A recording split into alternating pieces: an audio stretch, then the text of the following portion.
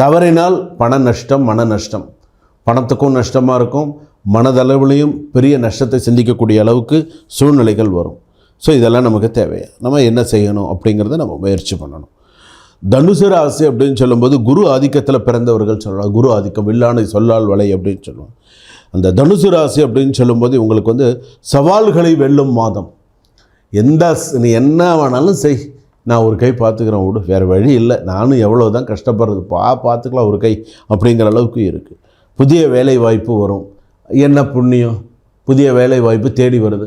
போக மாட்டேங்கிறியே, நீ 6 மாதமாக சும்மா இருந்துட்ட, இப்போ நான் திரும்ப வேலைக்கு போனால் எப்படி போகிறதுக்கு யோசிக்கிறேன். சாப்பிட்டு ஊரை சுற்றிட்டு இருந்தால் சரியாக போயிடுமா? யோசிக்கணும், சில விஷயங்கள் யோசிக்கணும். நமக்கு நேரம் சரியில்லையா, எப்படி இருக்கணுங்கிறது யோசிக்கணும். வாடிக்கையாளர் வளர்ச்சி நிறையா இருக்கும். நீங்கள் இப்போ ஒரு பிஸ்னஸ் பண்ணிங்கன்னா வாடிக்கையாளர்கள்னால் இந்த பர்சன்ஸ் எல்லாம் நிறைய பேர், கஸ்டமர்ஸ்லாம் நிறைய பேர் வருவாங்க. நிறைய நல்ல விஷயங்கள்லாம் நல்ல வளர்ச்சி இருக்கும். குடும்பத்தில் மகிழ்ச்சி தரும் நிகழ்ச்சி நடைபெறும். என்ன சுவாமி ரைமிங்காக சொல்கிறீங்க அப்படின்னு கேட்காதீங்க, உண்மைதான். குடும்பத்தில் மகிழ்ச்சி தரும் நிகழ்ச்சி நடைபெறும்.